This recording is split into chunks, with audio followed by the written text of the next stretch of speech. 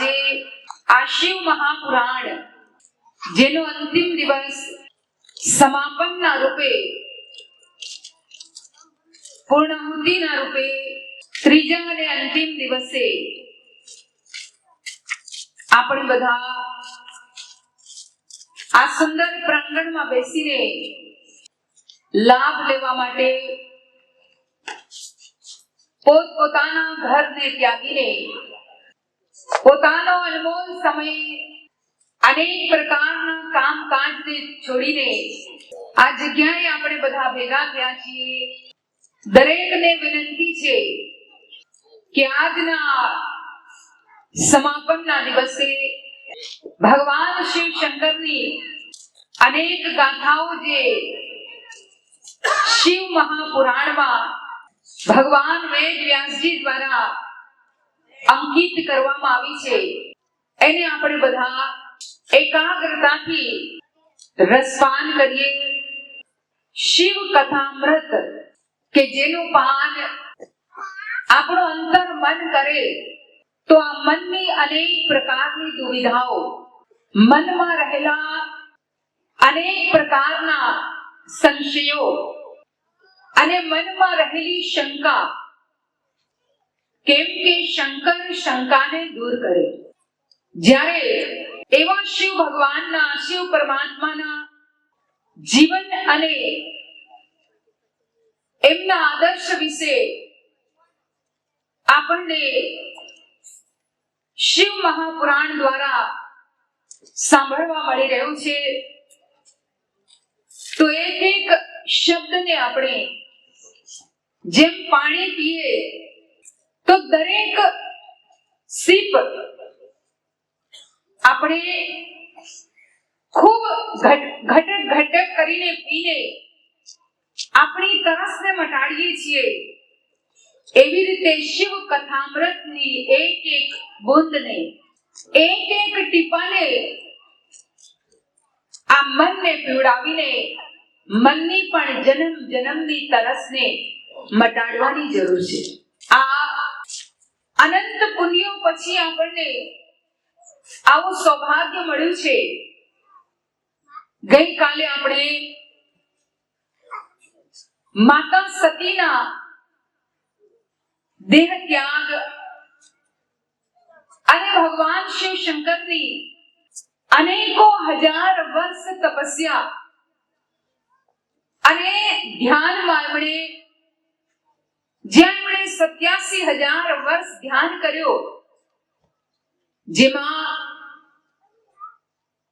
દ્વાપર યુગમાં પ્રગટ પરમાત્મા યુગ પુરુષ ભગવાન શ્રી કૃષ્ણ એમની અનેકો અનંત લીલાઓને એમણે નિહાળી અને એના વિશે આપણે સાંભળ્યું.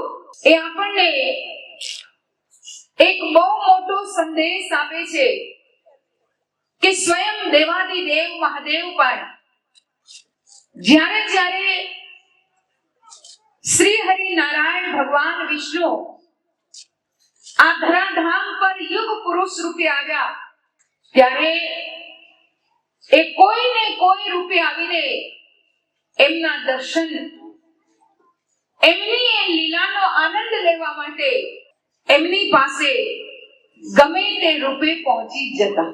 કાગભૂસુંડીજીની સાથે પણ, કેમ કે કાગભૂસુંડીજી સ્વયં ગરુડજીને કહે છે કે હું જ્યારે ભગવાન રામ અયોધ્યામાં બાળ લીલાઓ કરતા, ત્યારે સ્વયં ભગવાન શિવ શંકર મને એમની સાથે લઈ જઈને મને પણ રામની એ બાળ લીલાઓનો આનંદ દેખાડતા. શ્રી કૃષ્ણ પરમાત્માની પણ આપણે એ જ વાત સાંભળીએ છીએ કે ભગવાન શંકર એમના દર્શન કરવા માટે આવતા, ક્યારેક જોગીનો વેશ લીધો તો ક્યારેક એમણે ગોપીનો વેશ લીધો અને રાસમાં જોડાયા. કહેવાય છે કે જીદ કરીને પાર્વતીજીને કહે છે કે મને પણ શ્રી કૃષ્ણ ભગવાનની સાથે રાસ રમવું છે. પાર્વતીજી રોકે છે, નહીં પ્રભુ, ત્યાં તો કેવળ મોહન એક પુરુષ રૂપે હોય છે, બાકી બધી સ્ત્રીઓ હોય છે. મોહન કે સિવા વહાં કોઈ પુરુષ ન હો રાસ में. ત્યારે ભગવાન શંકર કહેવા લાગ્યા, હે પાર્વતી, ऐसा बना दो मुझको कोई न जाने से रूप को, मैं हूँ सहेली तेरी ऐसा बताना ब्रजराज को. लगा के बिंदिया पहन के साड़ी चाल चले मतवाली गोकुल में आ गए. હું તમારી સખી છું, તમારી સહેલી છું, એવું કૃષ્ણ કનૈયાને કહેજો. અને ભગવાનને પાર્વતીજીએ એવા સજાવ્યા. લગા કે બિંદિયા પહેન કે સાડી, બિંદિયા લગાવી, સાડી પહેરાવી. હવે જે આખા જગતને ચલાવી રહ્યા છે એમની જ્યારે ચાલ, એમણે આપણને બનાવ્યા. આપણે સ્ત્રી તો સ્ત્રીની ચાલમાં ચાલીએ છીએ, પુરુષ તો પુરુષની ચાલમાં ચાલતા હોય છે. આ તો સ્વયં સંસારને ચલાવનારા, અને એમણે જ્યારે એવો ભેસ લીધો તો એવી ચાલ ચાલવા લાગ્યા. કહ્યું, ચાલ ચલે મતવાલી ગોકુલ में आ गए. એવી મતવાલી ચાલ ચાલતા ભગવાન શિવ શંકર ગોકુળમાં આવ્યા પાર્વતીજીની સાથે અને રાસમાં જોડાઈ ગયા. એ કથા આપણે બધા સાંભળીએ છીએ કે રાસ રમતા રમતા પોતે તો ઘૂંઘટ કાઢ્યો, લાજ કાઢી હતી. પણ લાજમાં બધું દેખાય ને, બહેનોને ખબર હશે, પહેલા કાઢતા, હવે તો ગયો એ પ્રથા. પણ લાજ કાઢે સાડીની તો સાડીમાંથી બધું દેખાય પાછું. સસરાજીને જોવે તો ઓળખે, નહીં તો ક્યાંથી ઓળખે? કે ને આ મારા સસરા છે, તો જોયા હોય તો જ ઓળખે ને. ભગવાન શિવ શંકર પણ લાજમાં રાસ રમતા રમતા કૃષ્ણ કનૈયાના દર્શન કરતા, કૃષ્ણ કનૈયાને જોતા. હવે ભગવાન કૃષ્ણ વિચાર કરે છે કે આ તો બહુ ચાલાક છે, મને જોઈ રહ્યા છે, પણ મારે પણ તો એમના દર્શન કરવા છે. તો કંઈક મારે એવી તરકીબ કરવી પડશે. અને એમણે એ જ રાસમાં રમતા રમતા અચાનક વાંસળીએ પોતાના કાંધેથી કાઢી અને એવી વગાડવા લાગ્યા. હવે ઈશ્વરની પરમાત્માની મોરલી વાગે. ऐसी बजाई बंसी सुध बोले बोले भोलेनाथ रे वो. ऐसी बजाई बंसी सुध बोले बोले भोलेनाथ रे. सर से खिसक गई जब साड़ी मुस्काए गिरधारी गोकुल में आ गई, गोकुल में आ गई. ऐसी बजाई बंसी सुध बुध भूले भोलेनाथ. ભગવાને એવી મોરલી વગાડી, બધાય તો નાચતા જ હતા, સુધ બુધ ભૂલ્યા હતા. ભગવાન શિવ શંકર પણ સુધ બુધ ભૂલી ગયા. અને ધીરે ધીરે જેમ તમે બધાય નાચવા લાગો તો કઈ ખ્યાલ નહીં રહે ને, ક્યારે માથેથી નીકળી જાય, ક્યારે છેડોય નીકળી જાય, પાલવે નીકળી જાય. ભગવાન શિવ શંકરને પણ કઈ ખ્યાલ નહીં રહ્યો. અને નાચ કાઢેલી જે સાડી હતી ધીરે ધીરે ખસકતી ગઈ. અને ખસતા ખસતા એ પોલ પટ્ટી ખુલી ગઈ. ભગવાન શ્રી કૃષ્ણ ખૂબ હસવા લાગ્યા. મુસ્કાए गिरधारी गोकुल में आ गए. ખૂબ હસવા લાગ્યા. પણ આવીને એમને પ્રણામ કરે છે. ભગવાન શિવ શંકર પણ કૃષ્ણ પ્રભુને પ્રણામ કરે છે. કેમ કે બંને એક મેઘના તારથી જોડાયેલા. આપણે બધા એમને જુદા માનીએ છીએ, પણ સંત જ્ઞાનીઓ કહે છે કે શિવ શંકર ભગવાન અને કૃષ્ણ પરમાત્મા, શિવ શંકર ભગવાન અને રામ પરમાત્મા કોઈ અલગ સત્યની, અલગ શક્તિની ઉપાસના નહોતા કરતા. બંને એક પરમ શક્તિ પરમાત્મા કે જેના દ્વારા આ સૃષ્ટિની રચના થઈ છે, જેના દ્વારા આ સૃષ્ટિ ચાલી રહી છે, જેને માટે જ્ઞાનીઓએ એ જ કહ્યું, તુમ પૂરણ પરમેશ્વરી, તુમ સૃષ્ટિ રચતી, બ્રહ્મા વિષ્ણુ સદા શિવ, બ્રહ્મા વિષ્ણુ મહેશ્વર, કોતપલ કરતી, જય જગ જનની માતા. જે જગતની માતા આદિ શક્તિ પરાંબા, જે બીજ રૂપે સ્વયં પ્રગટ થઈને એમણે બ્રહ્મા વિષ્ણુ મહેશની ઉત્પત્તિ કરી, અને એ જ બીજ રૂપ પરમ શક્તિનો પરમાત્મા શિવ શંકર પણ અને પ્રભુ શ્રી કૃષ્ણ પરમાત્મા પણ સુમિરન ધ્યાન કરતા. તો બંને એકબીજાને પ્રણામ કર્યા, અને ત્યારે ભગવાન શ્રી કૃષ્ણ એટલા પ્રસન્ન થઈ જાય છે. ભજનમાં કહ્યું છે કે ओ भोले बाबा तेरे वृंदावन में बना धाम रे, तब से गोपेश्वर पड़ा नाम रे. ત્યારથી એમનું એક નામ ભગવાન શિવ શંકરનું ગોપેશ્વર પણ છે. વૃંદાવનમાં જ્યાં કૃષ્ણ પરમાત્માની નગરી છે, ત્યાં કેમ કે રાસ રમવા ગયા હતા, તો ભગવાન શિવ શંકરનું પણ એને ધામ માનવામાં આવે છે. કહેવાનો અર્થ કે સ્વયં શ્રી આ દેવાદિદેવ મહાદેવ પણ આવેલા સગુણ મહાપુરુષ યુગ પુરુષની મહિમાને જાણતા હતા. કેમ કે એમને ખબર હતી કે સમયના તત્વદર્શી યુગ પુરુષ વગર જીવ આત્મજ્ઞાનને પ્રાપ્ત નહીં કરી શકે, અધ્યાત્મને પોતાના અંતરમાં નહીં ઓળખી શકે.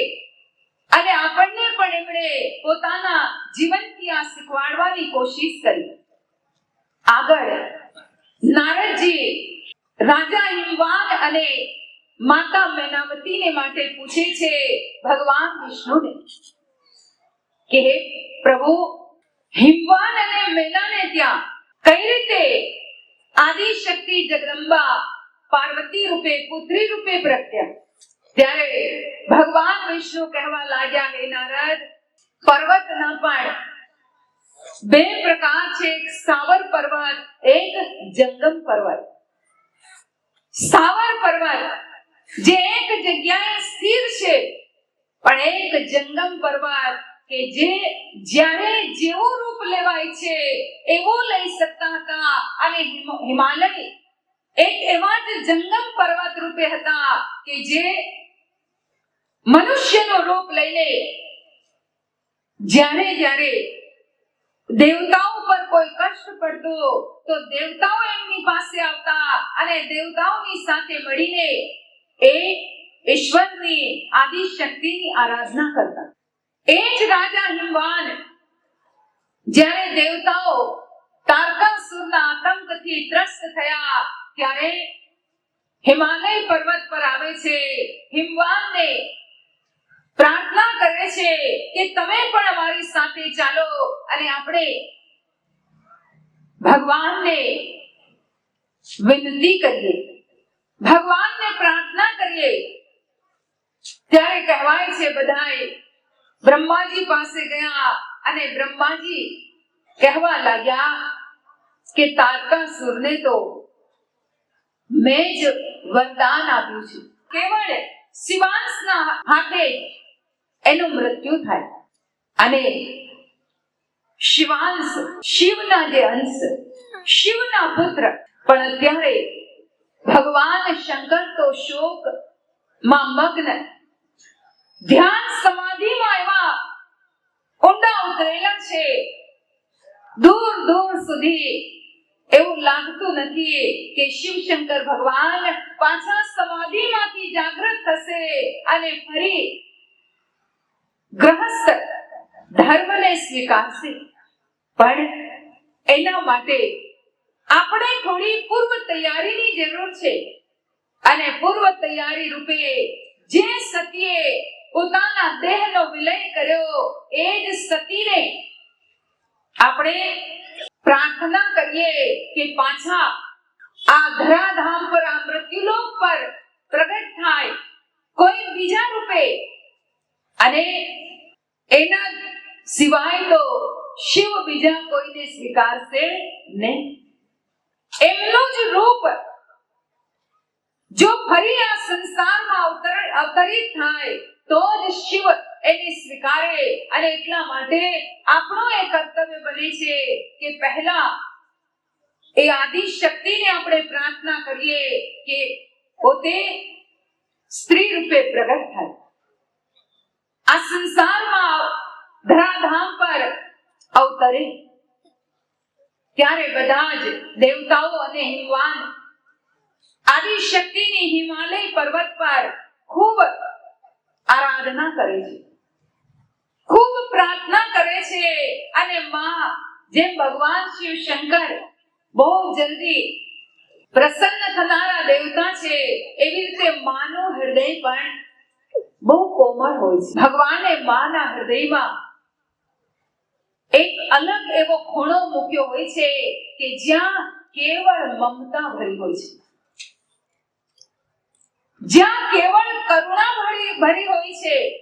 જરા પોતાના સંતાનનો કોઈ કષ્ટ એને સાંભળવા મળે તો માનો હૃદય બહુ જલ્દી દ્રવિત થઈ જાય, કરુણાથી એ ગદગદ થઈ જાય. અહીંયા હિમવાન રાજા અને બીજા બધા જ દેવતાઓ જ્યારે માની પુકાર કરવા લાગ્યા, માને પોકારવા લાગ્યા, હે માં, એક તમારો જ સહારો છે. ત્યારે આદિ શક્તિ અષ્ટભુજાધારી સિંહ પર સવાર થઈને પ્રગટ થાય છે અને પૂછે છે કે શું થયું, શા માટે મને યાદ કરી? ત્યારે દેવતાઓ તારકાસુરની વાત કરે છે કે શિવાંશ દ્વારા જ તારકાસુરનું મૃત્યુ બ્રહ્માજીએ વરદાનમાં આપ્યું છે. અને એને માટે શિવાંશને આ ધરાધામ પર લાવવા માટે પહેલા તમારે આવવું પડશે. કેમ કે તમે જ્યાં સુધી શિવ સાથે જોડાશો નહીં, શિવ અને શિવા જ્યારે એક નહીં થાય ત્યાં સુધી શિવાંશનો જન્મ નહીં થાય. તો શિવ અને શિવાના મિલન માટે તમારે શિવા રૂપે આ ધરાધામ પર પ્રગટ થવું પડશે. માં આદિ શક્તિ શિવા જગદંબા કહેવા લાગ્યા કે ઠીક છે, તમે હિમવાનને પણ સાથે લાવ્યા છો, હું હિમવાનને જ વરદાન આપું છું કે એને ત્યાં હું પુત્રી રૂપે પ્રગટ થઈશ. પણ એક જ વાત હું પહેલેથી રાજા હિમવાનને કહી દઉં કે જેવું મારા પૂર્વ જન્મમાં સતી રૂપે હું પ્રગટ થઈ અને મારા પિતા દક્ષ દ્વારા મને શિવ સુધી પહોંચવામાં અનેકો કષ્ટ આપ્યા, આવો મારો અનાદર હે હિમવાન તમે ક્યારે ન કરતા. દક્ષે તો એ ભૂલ કરી જેના કારણે એને કષ્ટ પડ્યું, એને સજા થઈ. તમે એવો અનાદર નહીં કરતા અને જે દિવસે મને લાગ્યું મારો એ રીતે અનાદર થયો તો હું ફરી તમારો ત્યાગ કરી દઈશ. ત્યારે રાજા હિમવાન પ્રાર્થના કરે છે, માં એવું ક્યારેય નહીં બને, પણ હું તમને એક પ્રાર્થના કરું છું કે જ્યારે પુત્રી રૂપે પ્રગટ થશો ત્યારે તો હું તમારું પરા સ્વરૂપનું જ્ઞાન નહીં મેળવી શકું. તમે નહીં આપો મને, કેમ કે તમે મારા પુત્રી, હું તમારો પિતા હોઈશ, પણ હું તમને તમારા પરા સ્વરૂપે જોવા માંગુ છું. તમારું જે પર સ્વરૂપ, તમારું જે આદિ અનાદિ સ્વરૂપ છે, આ સ્વરૂપ તો જે તમે અષ્ટભુજાધારી અને સિંહ પર સવાર છો, આ તો તમારું સગુણ રૂપ છે, પણ તમારું જે નિર્ગુણ પરા રૂપ છે એનું જ્ઞાન હું મેળવવા ઈચ્છું છું. ત્યારે કહેવાય છે માં આદિશક્તિ કરુણા કરીને એ સમયે હિમવાનને પોતાનું પરારૂપનું જ્ઞાન આપીને એને દર્શન કરાવે છે. નિર્ગુણ નિરાકાર પ્રકાશ રૂપનું દર્શન કરાવે છે અને ત્યારબાદ વચન આપે છે કે સમય આવતા હું પુત્રી રૂપે પ્રગટ થઈશ. પણ કહેવાય છે જ્યારે પુત્રી રૂપે આવ્યા હિમવાન એ ભૂલી ગયા હતા કે એ જ આદિશક્તિ છે, પણ એમને જ્ઞાન જરૂર હતું. સ્વયં આદિ શક્તિ માએ એમને પોતાના પરારૂપનું દર્શન કરાવ્યું હતું અને દેવી ભાગવતમાં બહુ સુંદર એનો પ્રસંગ છે. આ રીતે વચન આપ્યા બાદ દેવી અદ્રશ્ય થાય છે. ત્યારે નારદજી ભગવાન વિષ્ણુને પૂછે છે કે પ્રભુ, હિમવાને તો પ્રાર્થના કરીએ અને એને ત્યાં આદિશક્તિ પુત્રી રૂપે પ્રગટ થવા માટે તૈયાર થયા, પણ માં મેના એને એવા કયા કર્મ કર્યા હતા કે એને પાર્વતીજીના માતા તરીકે નું સૌભાગ્ય પ્રાપ્ત થયું. ત્યારે ભગવાન વિષ્ણુ કહેવા લાગ્યા, હે નારદ, મેનાવતી કોઈ મૃત્યુલોકની નારી નહીં હતી. મેનાવતી તો સ્વર્ગની દેવી હતી. એ દક્ષ રાજાની જ એક પુત્રી સ્વધા. એ સ્વધાને રાજા દક્ષે પિતરો સાથે પરણાવી હતી અને પિતરોની અને સ્વધાની 3 દીકરીઓ હતી, જેમાં મેનાવતી, સુધન્યા, મેનાવતી, ધન્યા અને કલાવતી. એકવાર ત્રણેય બહેનો, ભગવાન વિષ્ણુ આ કહી રહ્યા છે નારદને કે એકવાર ત્રણેય બહેનો મારા દર્શને આવી, વૈકુંઠમાં આવી અને એ સમયે બીજા અનેક દેવતાઓ પણ આવ્યા. બધાએ ત્યાં બેસીને મારા દ્વારા પરમ શક્તિની લીલાઓ શ્રવણ કરી રહ્યા હતા અને એ સમયે અચાનક સનત કુમારો ત્યાં આવ્યા. એમને પણ મારા દર્શન માટે આવવાની ઈચ્છા થઈ.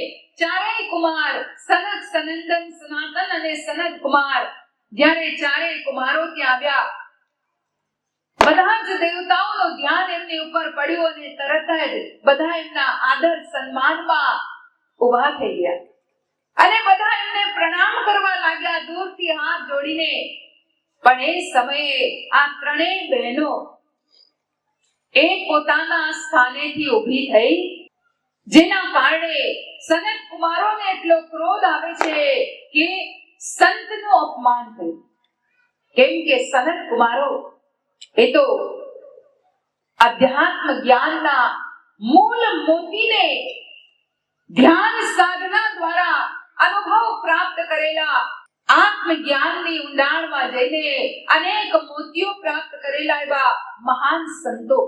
અને એમનો જ્યારે અનાદર થયો, ક્રોધ આવ્યો, એમણે શ્રાપ આપ્યો ત્રણેય બહેનોને કે તમે ત્રણેય મૃત્યુલોકની નારી બનો. જ્યારે આ શ્રાપ સાંભળ્યો ત્રણેય બહુ દુખી થયા, ખૂબ દુખી થાય છે અને સનત કુમારોના ચરણોમાં પડીને એમને આજીજી કરે છે કે અમને આ શ્રાપથી મુક્ત કરો. સનત કુમારો કહેવા લાગ્યા, એ સંભવ નથી, પણ તમારી પ્રાર્થનાને સ્વીકારીને તમને શ્રાપની સાથે સાથે એ જ શ્રાપ વરદાન બને એવું કંઈક હું તમને બતાવું છું. તમે મૃત્યુલોકની નારી તો બનશો, પણ તમને ત્રણેયને એવો સૌભાગ્ય પ્રાપ્ત થશે કે જેમાં સ્વયં જગતની જનની આદિશક્તિ પરાંબા તમારે ત્યાં પુત્રી રૂપે પ્રગટ થશે. એમાં મેનાવતીને ઉદ્દેશીને કહે છે કે મેનાવતીએ એ રાજા હિમવાનને ત્યાં પત્ની રૂપે રહેશે અને એમને ત્યાં પુત્રી રૂપે પાર્વતીજીનો જન્મ થશે, જે આદિશક્તિ શિવા હશે. ધન્યાને વરદાન આપતા કહે છે કે આ રાજા જનકની પત્ની સુનૈના બનશે અને એમને માં આદિશક્તિ જગતજનની સીતા માતા એમના માતા બનવાનું સૌભાગ્ય મળશે. અને સૌથી નાની કલાવતીને વરદાન આપે છે કે આ એ રાજા વૃષભાનુની પત્ની કે જેને ત્યાં સ્વયં રાધા રાણીનો જન્મ થશે. અને ત્રણેય દેવીઓ પાર્વતી સમય રહેતા શિવને વરીને શિવલોકમાં સ્થાન પામશે.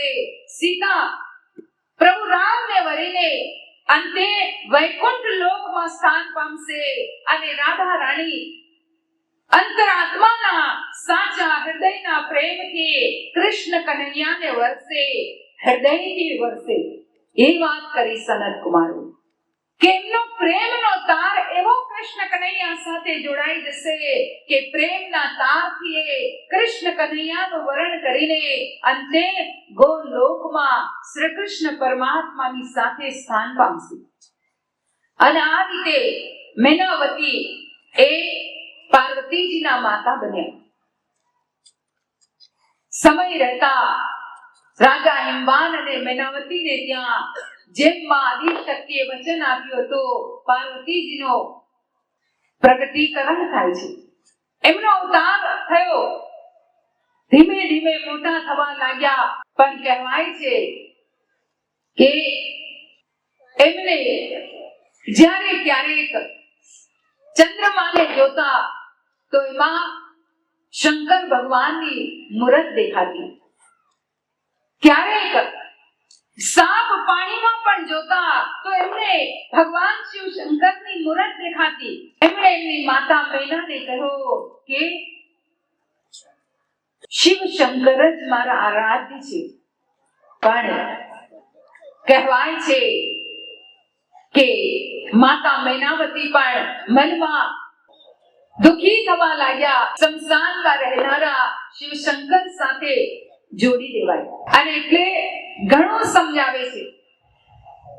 પણ એક દિવસ નારદજી સ્વયં ત્યાં આવ્યા અને માતા મેનાવતી અને રાજા હિમવાન એમને કહે છે મારી પુત્રીના હાથ જોઈને એના ભાગ્યમાં શું લખ્યું છે તમે કહો. ત્યારે કહેવાય છે હાથ જોયો. નારદજી કહેવા લાગ્યા આ તો સ્વયં આદિશક્તિ જગદંબા છે જે શિવને પામવા માટે જ આ સંસારમાં પ્રગટ થયા છે. પણ શિવ સુધી પહોંચાડવા માટે કંઈક એવું કરવું જોઈએ કે જેના કારણે શિવ એમને સ્વીકારવા માટે તૈયાર થઈ જાય. અને આ જ્યારે હકીકત સામે આવી એ જ અરસામાં કહેવાય છે હિમાલય પર્વત ઉપર એક જગ્યા છે ગંગાવતરણ, જ્યાંથી ગંગાનું અવતરણ થયું હતું. એ બહુ શાંત અને એવી અનુપમ જગ્યા, એવું અનુપમ સ્થાન કે જ્યાં ભગવાન શિવ શંકર એ જગ્યા પોતાના ધ્યાન માટે પસંદ કરે છે. અને કેમ કે એરિયા રાજા હિમવાનના રાજ્યની અંદર આવતો તો એમણે સ્વયં રાજા હિમવાનને ત્યાં જઈને એ જગ્યા પર બેસી, એ સ્થાન પર બેસી ધ્યાન કરવા માટે માંગ કરી કે મને એકાંતમાં બેસીને આ સુંદર અનુપમ જગ્યામાં સ્થાનમાં ધ્યાન કરવું છે. જો તમે આદેશ આપો, કેમ કે તમે રાજા છો, રાજાનું માન હોવું જોઈએ. અગર રાજાને કોઈ માન ના આપે તો રાજાનું પદ એ સુંદર ન લાગે, શોભાયમાન ન થાય. જેવી રીતે કીધું યથા તાનમ વિના રાગો, યથા માનમ વિના નૃપા, યથા દાનમ વિના નાગસ તથા જ્ઞાનમ વિના નર. જેવી રીતે તાલ વિનાના રાગ નથી શોભતા. ગમે તેટલો સુંદર રાગ હોય પણ જો તાલ બરાબર ન હોય, હાર્મોનિયમ કંઈક બીજી દિશામાં વાગતું હોય, ઢોલક કંઈક ત્રીજી જ દિશામાં વાગતું હોય તો એ આપણને સાંભળવું ગમે નહીં. તો અહીંયા કહેવાય છે કે તાલ વગરના રાગ શોભતા નથી, માન વગરના રાજા શોભતા નથી, દાન દીધા વગરના હાથ શોભતા નથી. એવી રીતે આત્મજ્ઞાન વગર મનુષ્ય શોભતા નથી. તો ભગવાન શંકર રાજા હિમવાનને માન આપે છે કે તમે એના રાજા છો તો તમારી પરવાનગી લઈને હું આ સુંદર અને એકાંત સ્થાનમાં ધ્યાન કરવા માંગુ છું અને હું તમને એ વિનંતી કરું છું કે એ સ્થાનમાં કોઈ પણ વ્યક્તિ ત્યાં ન આવે કે જે મારા ધ્યાનમાં મને કષ્ટદાયી અથવા મારા ધ્યાનને ભંગ કરાવે. આ સમયે હિમવાન રાજાને નારદજીના જોયેલા જોશ યાદ આવ્યા કે મારી પાર્વતીજીને આજ તો વર રૂપે મળવાના છે, આજ તો એના ભાગ્યમાં લખ્યું છે. તો આ એક એવો અવસર છે કે હું શિવજીને પ્રસન્ન કરી લઉં.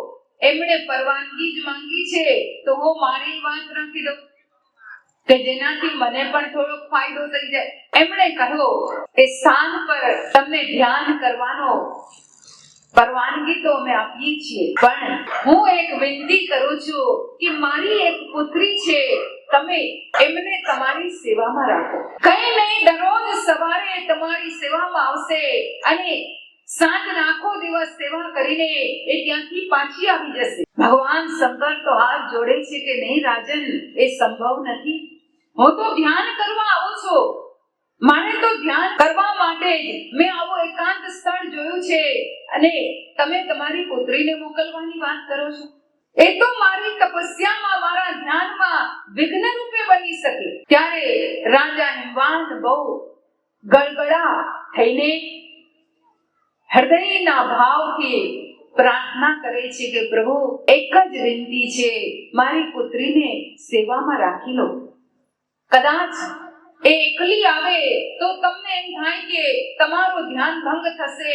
એની સાથે એની બે સખીઓ વિજયા અને જયાને પણ હું મોકલીશ. બહુ વિનંતી કર્યા પછી ભગવાન શંકર કહેવા લાગ્યા, ઠીક છે, હું તો ધ્યાનમાં રહીશ, એને જે સેવા કરવી હોય એ કરીને ચાલી જાય. આ રીતે નક્કી થયું. રોજ પાર્વતીજી, કેમ કે એ તો એને હંમેશા જોતા, સ્વપ્નમાં જોતા, ચંદ્રમાં જોતા, પાણીની માં પરછાઈ જોતા, બહુ ખુશ થઈ ગયા. રોજ એ જતા, એમની સેવા કરતા.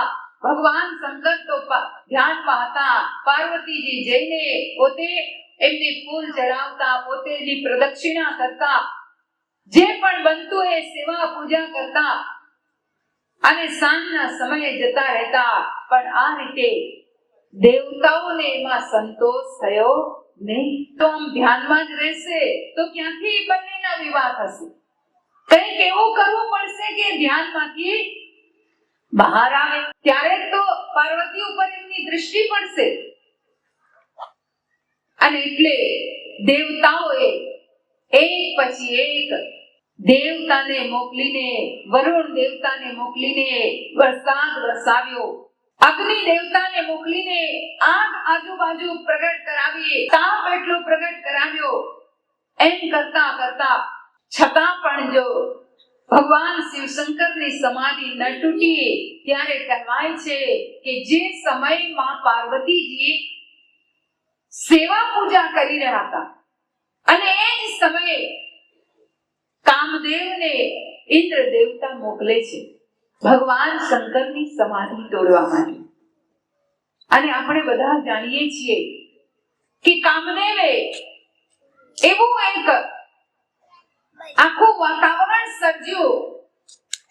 આખા એ ગંગા અવતરણના સ્થાને સુંદર બગીચા, સુંદર ફૂલો અને એ ફૂલોની એવી એક માદક સુગંધ ફેલાવા લાગી, જેના કારણે ધીરે ધીરે એ માદક સુગંધ, કેમ કે ઘણી એવી સુગંધ હોય છે કે જે એમ કહીએ આપણે ભાઈ સુગંધ છે, જેમ ઘણા એવા પરફ્યુમ હોય, એટલા વધારે તીવ્ર એની સુગંધ હોય કે સીધી આપણા માથા ઉપર ચડી જાય, મગજમાં ચડી જાય. એને માદક સુગંધ કહેવાય. એમ તો પરફ્યુમ છે પણ એ મગજને સીધું અસર કરે. અહીંયા એવા ફૂલો એ કામદેવે પોતાની શક્તિથી, પ્રભાવથી ત્યાં ઉગાડી દીધા કે એની માદક સુગંધ ફેલાવા લાગી. અને એ માદક સુગંધ ભગવાન શિવશંકરના મગજ સુધી પહોંચી અને એ બહુ ધીરે ધીરે એમનું ધ્યાન ભંગ થવા લાગ્યું. જ્યાં આંખ ખોલી સામે જ કામદેવને જોયો કે આના કારણે જ મારો ધ્યાન ભંગ થયું છે. એટલો ક્રોધ આવ્યો કે એમણે તરત જ પોતાની બંને આંખો તો બંધ કરી દીધી, પણ ત્રીજી આંખ ખોલી અને એટલું ત્યાંથી દાવાનળ જેવો અગ્નિ પ્રગટ થયો ત્રીજી આંખથી. અને એવી અગ્નિમાં, એવા આગમાં એ આગ કામદેવ સુધી પહોંચીને કામદેવને તરત જ ત્યાં ને ત્યાં બાળી દે છે, ભસ્મ કરી દે છે. અને આ પાર્વતી માતાએ જોયું, બહુ ડરી ગયા. સુકોમળ મનોહર 16-17 વર્ષની ઉંમર હતી અને આવો એમની સામે ભયંકર દ્રશ્ય જ્યારે ભગવાન શિવ શંકર દ્વારા કરવામાં આવ્યો તો એટલા બી જાય છે, એટલા ડરી જાય છે. સીધા ત્યાંથી કહેવાય છે કે રતિ માતા આવી અને રતિ માતા બહુ રુદન કરે છે કે મારા પતિને તમે આ રીતે બાળી નાખ્યો, ભસ્મ કરી નાખ્યો. અને આ બધું જોઈને પાર્વતીજી ડરી ગયા. સીધા દોડતા દોડતા ભાગીને પોતાના મહેલમાં પાછા આવે છે. હિમવાનના ગળે લાગી જાય છે, ભેટી પડે છે કે મારે એ શિવશંકરની સાથે નથી જવું. એ તો બહુ ક્રોધી છે. એમની અંદર તો એટલી જ્વાળા ભરેલી છે, અગ્નિની જ્વાળા. અહીંયા હિમવાન રાજા બહુ દુખી થવા લાગ્યા કે અરે, જેનો જીવન મારી પુત્રી સાથે જોડાયેલું છે અને એનાથી જ આ ડરી ગઈ છે, હવે કરવું શું? ત્યારે નારદજીને બોલાવે છે અને નારદજીને પૂછે છે કે આમાંથી ઉગરવાનો કોઈ રસ્તો, કોઈ ઉપાય બતાવો. નારદજી કહેવા લાગ્યા રાજા હિમવાનને કે જો તમારી પુત્રી તપ કરે, હિમવાનને અને મૈનાવતીને કે જો તમારી પુત્રી પાર્વતી તપ કરે તો એને ફરી શિવશંકર પ્રત્યે પ્રેમ જાગે, ફરી એ શિવશંકરને મળી શકે.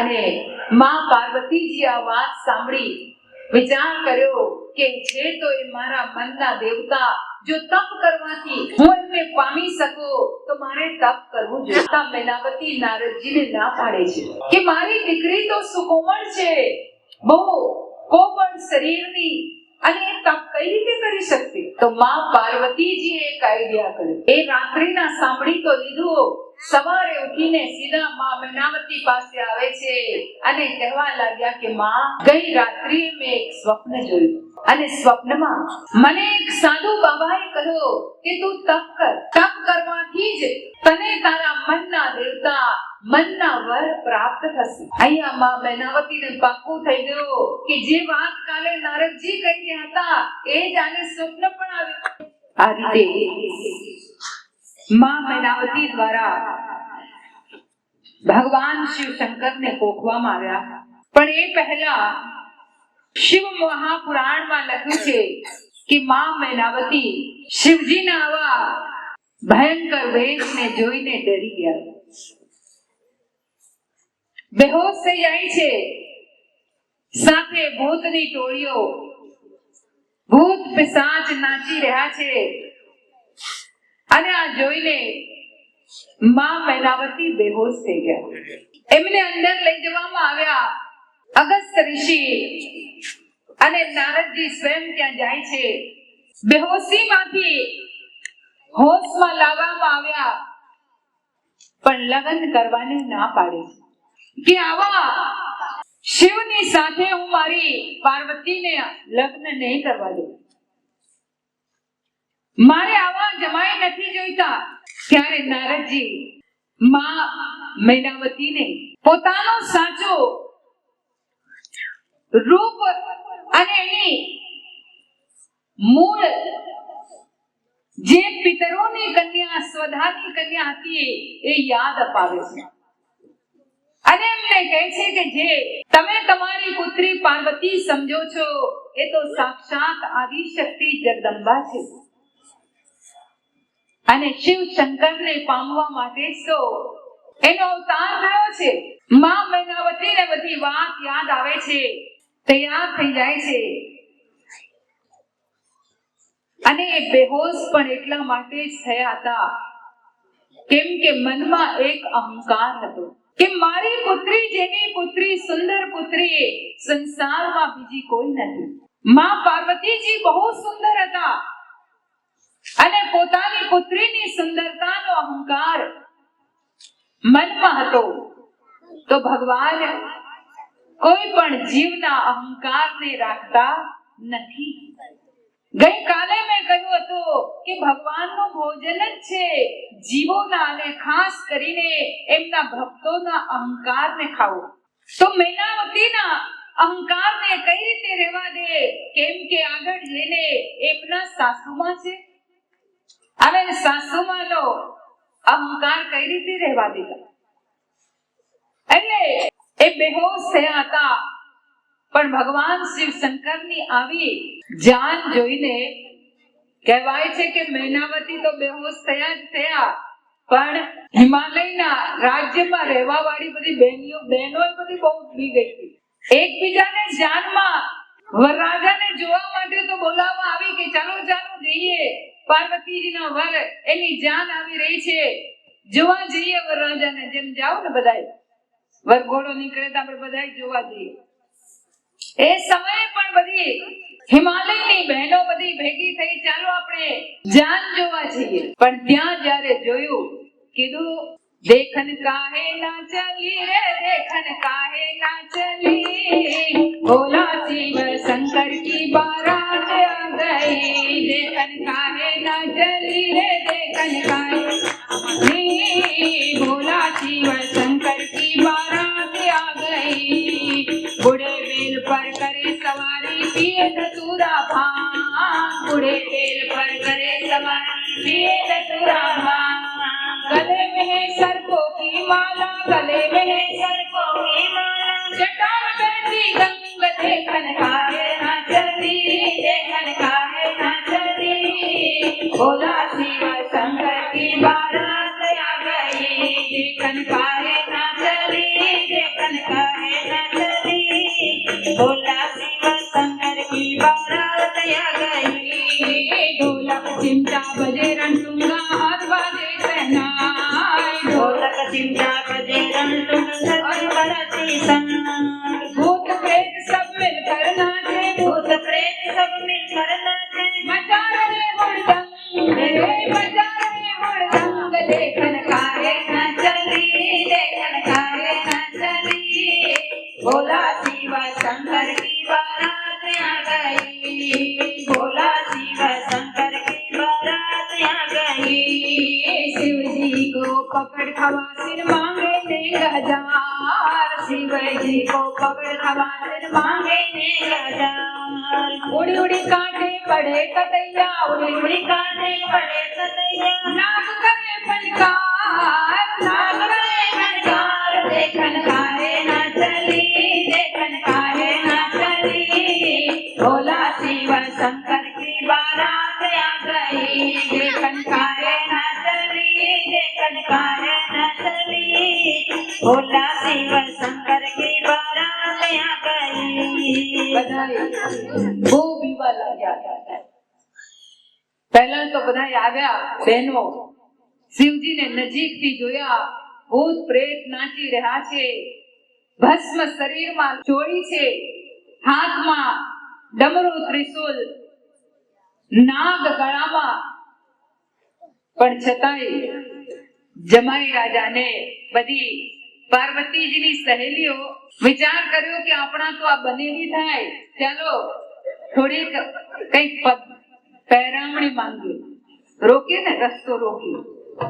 બધી બહેનો આગળ આવી ગઈ, માંગવા લાગી. રસ્તો રોકીને ભગવાન શંકરે એવી લીલા કરી, એટલા પોતાના શરીરમાંથી બધા કકૈયા અને નાગ એમના ગળાનો એવા ફુંકાર મારવા માંડ્યા કે બધી દીદી ભાગી ગઈ. કઈ એક ભાગી મણવા છોડકર, કઈ ભાગે ઘર બહાર, બધું છોડીને ભાગી અને માંડવો છોડીને બધી ભાગવા લાગી. આ બાજુ શિવજી પોતાના વિવાહ મંડપમાં સ્થાનમાં બેઠા. માં મૈનાવતી પણ હોશમાં આવ્યા, જે પહેલા મૈનાવતી હતા એ બદલાઈ ગયા. અહીંયા બદલાઈ ગયા ને, કેમ કે પહેલા અહંકારી હતા, પણ હવે માં મૈનાવતી હોશમાં આવ્યા. અને હોશમાં રહેવું બહુ જરૂરી છે. પોતાની દીકરીને લઈને મંડપમાં આવે છે. મંડપમાં માં પાર્વતીજીને લઈને માં મૈનાવતી અને રાજા હિમવાન આવે છે. ભગવાન શિવ શંકરની સાથે વિવાહ ના મંત્રોચ્ચાર થવા લાગે છે. મંગલમ ભગવાન વિષ્ણુ મંગલમ ગરુડ ધ્વજ મંગલમ પુંડરીકાક્ષ મંગલાય તનો હરી સર્વમંગલ માંગલ્યે શિવે સર્વાર્થ સાધિકે શરણ્યે ત્ર્યંબકે ગૌરી નારાયણી નમોસ્તુતે. અનેક મંત્રોચ્ચાર થવા લાગ્યા, પણ એમાં હિમવાન આગળ આવીને ભગવાન શંકરને પૂછે છે કે તમારું ગોત્ર કયું? અને જ્યાં રાજા હિમવાને શિવ શંકરને ગોત્ર પૂછ્યો, નારદજી ક્રોધિત થઈ ગયા કે લગ્ન નક્કી કર્યા, બધા સંબંધો જોડાઈ ગયા, કોખી પણ લીધા, મંડપમાં બેસાડ્યા, અને હવે ગોત્ર પૂછો છો? અને કોનું ગોત્ર પૂછી રહ્યા છો? જે આદિ અનાદિ દેવ મહેશ્વર સંસારના પાલન કરતા, સંહાર કરતા જે પણ ગણો એવા દેવાદિ દેવ મહાદેવનું ગોત્ર. અરે એ તો ગોત્રહીન હોવા છતાં પણ દરેક ગોત્રને પોતાની અંદર સમાયેલા જ રાખ્યા છે. એ કુલહીન હોવા છતાં કુલીન છે. એ નિર્ગુણ હોવા છતાં સગુણ રૂપ ધારણ કર્યું છે, કેવળ ભક્તોને આનંદ આપવા માટે. એનું તમે ગોત્ર પૂછી રહ્યા છો? એ તો નિરાકાર હોવા છતાં સાકાર પ્રગટ થયા છે. એ અજન્મા છે, એ અનાદિ છે. એનું ગોત્ર ન પૂછાય. અને ત્યારે નારદજી હિમવાનને એ જ જ્ઞાન યાદ કરાવે છે, જે સ્વયં માતા આદિ શક્તિએ પ્રગટ થઈને હિમવાનને આપ્યું હતું. અને જ્યાં એમનો એ સ્વરૂપ એમની સામે આવી જાય છે, તો રાજા હિમવાન ભગવાન શિવ શંકરને પ્રણામ કરે છે, અપરાધની માફી માંગે છે, ભૂલની ક્ષમા માંગે છે કે પ્રભુ, હું થોડી વાર માટે કેવળ મારી પુત્રીનો પિતા જ બન્યો. હું ભૂલી ગયો કે તમે તો આદિ અનાદિ દેવાદિ દેવ છો. હું કેવળ એક પુત્રીનો પિતા બનીને રહ્યો, પણ હું નથી જાણી ભૂલી ગયો કે મારી પુત્રી એ મારી પુત્રી જ નહીં, એ તો આખા જગતની નિયંતા, જગત જનની છે. અને ત્યારે આગળ મંત્રોચ્ચાર થયા અને એ રીતે વરમાળા પહેરાવવામાં આવી. મંગલ મુહૂર્ત જ્યારે આવ્યું, ત્યારે શિવ અને પાર્વતીજી નંદી પર સવાર થઈને ભૂત ગણોની સાથે પાછા કૈલાસે આવ્યા. રોજની જેમ કૈલાસમાં એક ગૃહસ્થ નારીની જેમ માં પાર્વતીજી નંદી, ભૃંગી, શ્રીંગી દરેક ભૂત ગણોની સાથે એવા એક થઈ ગયા. અને ભગવાન શંકરે બધાયની એક એકની ઓળખાણ કરાવી. પોતે ધ્યાનમાં બેસવા જતા રહ્યા, કેમ કે ભગવાન શંકર તો ધ્યાનના પરમ દેવતા, હંમેશા ધ્યાનમાં મસ્ત. એમને આ સંસારી તાપ, ગ્રહસ્થ આ બધું ક્યાંથી રૂચે? ધ્યાનમાં બેસવા જતા રહ્યા. માં પાર્વતીજી કૈલાસમાં પોતાના દરેક કામ કરી રહ્યા છે. અહીંયા નારદજી આવીને માં ભગવાન શંકરને ફરી ધ્યાનમાંથી જાગૃત કરે છે કે જે કાર્ય માટે શિવ વિવાહ થયા હતા, એ કાર્ય તો હજી અધૂરું છે. તારકાસુરનો વધ. અને એ રીતે કહેવાય છે કે ભગવાન શંકર પાર્વતીજી પાસે આવે છે. કાર્તિકેય નો જન્મ થાય છે, ગણેશજીને પ્રગટ કરે છે. કાર્તિકેયના દ્વારા તારકાસુરનો વધ કરવામાં આવે છે. આ બાજુ ગણેશ અને કાર્તિકેય વચ્ચે એકવાર ચર્ચા વિચારણા થાય છે અને એમાં બંનેને વિવાહ કરવાની ઈચ્છા થઈ. કાર્તિકેય કહે છે હું મોટો, મારા વિવાહ પહેલા થવા જોઈએ. ગણેશજી કહેવા લાગ્યા કે નહીં, મારા વિવાહ પહેલા કરવાના. એમાં કહેવાય છે કે હરીફાઈ રાખવામાં આવી. પૃથ્વીની પ્રદક્ષિણા કરીને સૌથી પહેલા આવે એના વિવાહ પહેલા કરવામાં આવશે. કાર્તિકેય તો મોર ઉપર બેસીને જતા રહ્યા. ગણેશજીનું ઉંદર બહુ દુઃખી થઈ ગયા.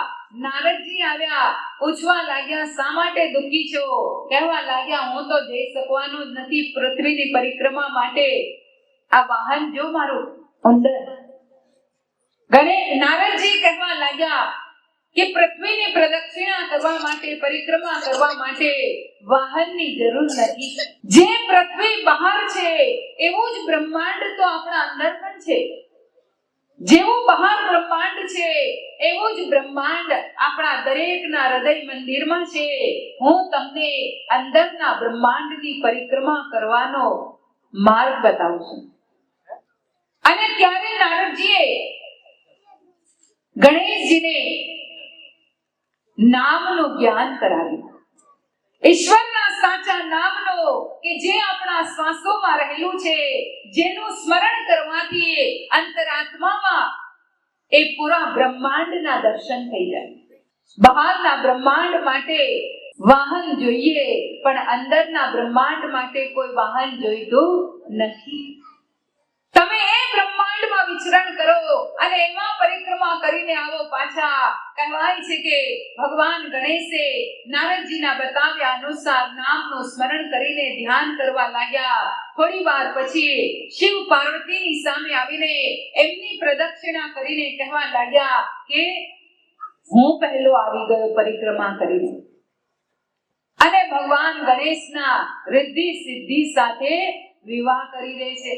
ત્યારબાદ કાર્તિકેય આવ્યા અને જ્યારે ખબર પડી બહુ ક્રોધિત થઈ ગયા કે આ ક્યાંય ગયો નહીં ને એના તમે વિવાહ કરી નાખ્યા. હવે હું આજીવન વિવાહ નહીં કરું.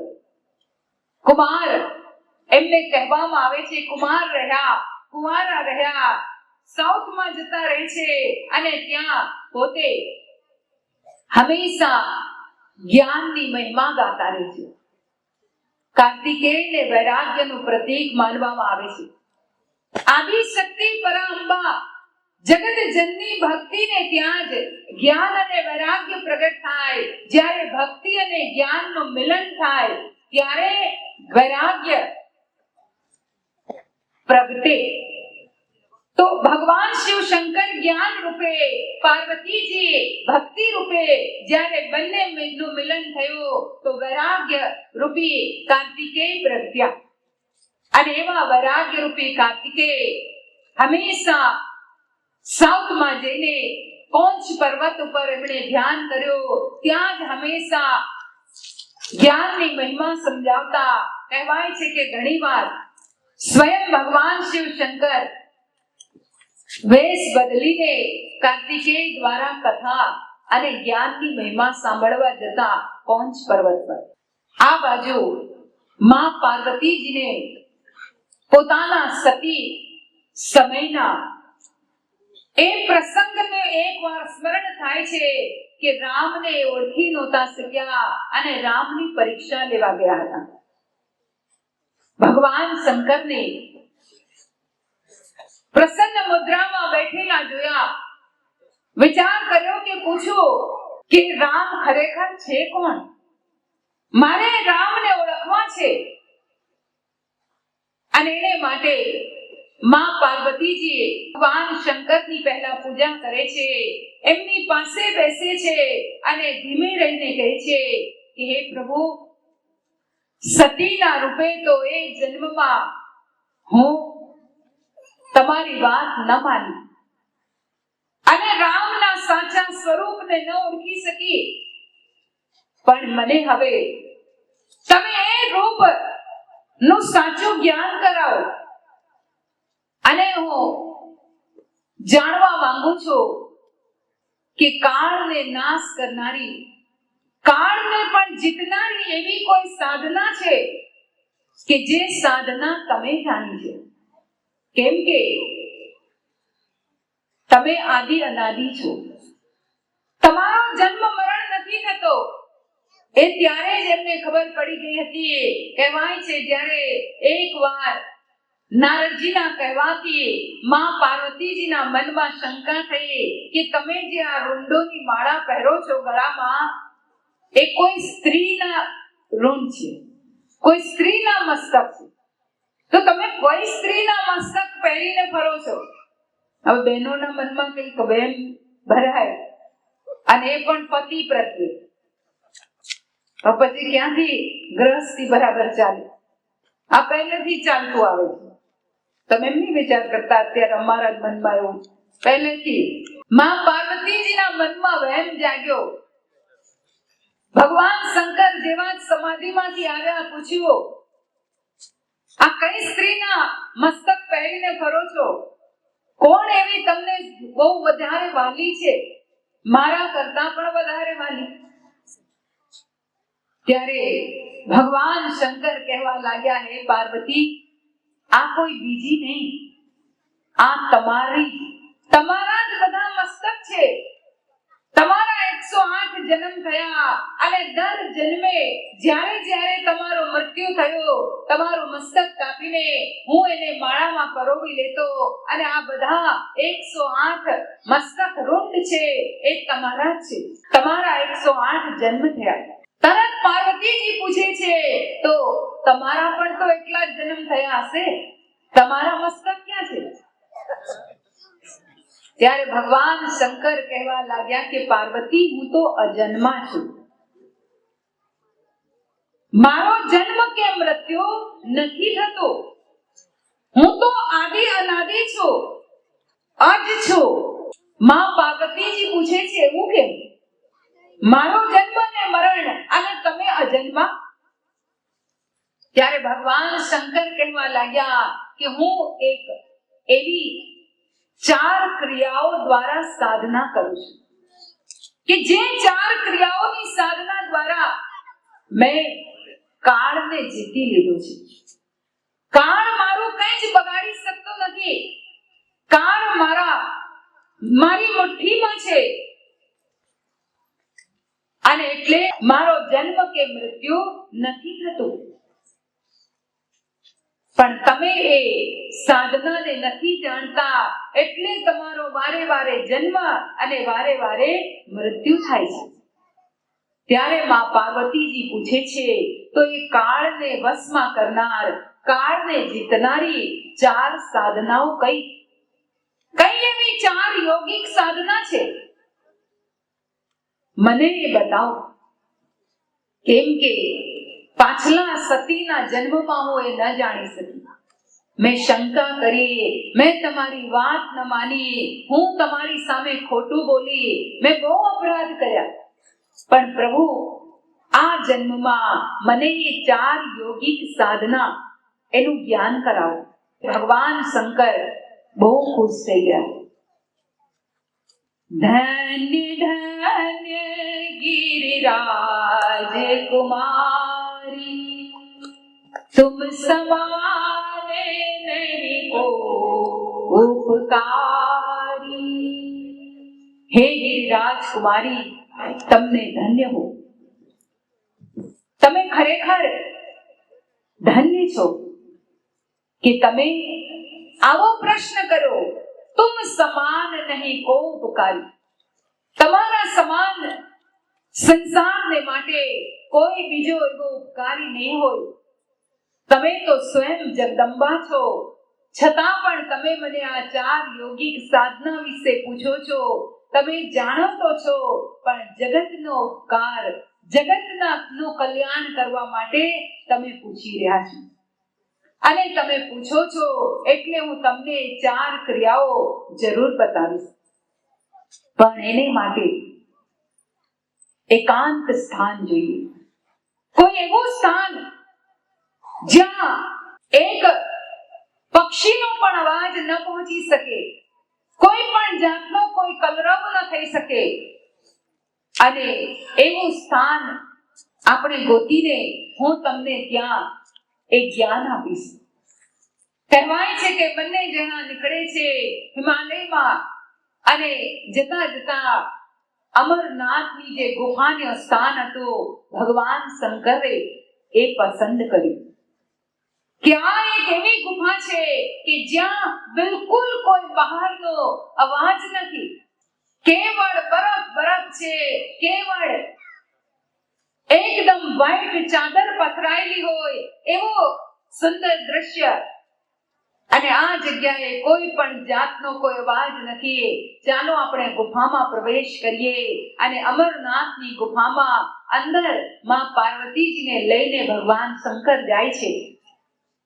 ત્યાં એમને પોતાની સામે આસનમાં બેસાડે છે, કેમ કે જ્ઞાન આપવાનું હતું. વામ ભાગમાં ન બેસાડાય, એ તો પત્નીનું સ્થાન. હવે અહીંયા શિષ્યનું સ્થાન આવશે. પોતે ગુરુ રૂપે જ્ઞાન આપનાર ગુરુ હોય છે અને એટલે સૌથી પહેલા પોતાની સામે આસન આપીને ભગવાન શંકર ગુરુનું મહત્વ બતાવે છે. શિવ મહાપુરાણમાં સ્વયં ભગવાન શંકર માં પાર્વતીજીને કહે છે કે હે પાર્વતી, ગુરુ દ્વારા જ જીવ આત્મજ્ઞાનને પામે છે. ગુરુ વગર જ્ઞાન નથી મળતું અને ગુરુ આપણને એવું જ્ઞાન આપે છે જેના કારણે ભગવાન કહે છે ગુરુ બિન હોય કી જ્ઞાન, જ્ઞાન કી હોય વૈરાગ બિનો, ગાવહી વેદ પુરાણ, સુખ કી લહી હરિ ભક્તિ બિનો. ગુરુ વિના જ્ઞાન મળતું નથી, જ્ઞાન વિના વૈરાગ આવતો નથી અને વૈરાગ વગર પરમાત્માને આપણે સમર્પણ નથી કરી શકતા. વૈરાગ્ય વગર ભગવાનને ઓળખી નથી શકતા. ગુરુ બિન ભવ નિધિ તરે ન કોઈ, હરિ વિરંચી શંકર સમ હોય. ગુરુ વગર વ્યક્તિ ભલે ગમે તેટલી શક્તિઓ મેળવી લે, શિવ સમાન, અહીંયા પોતે પોતાની વાત કરે છે, કદાચ મારી સમાન વ્યક્તિ શક્તિ મેળવી લે અને સંસારને સંહાર કરવા લાગે, પણ છતાં ગુરુ વગર ભવ પાર નથી થઈ શકાતું.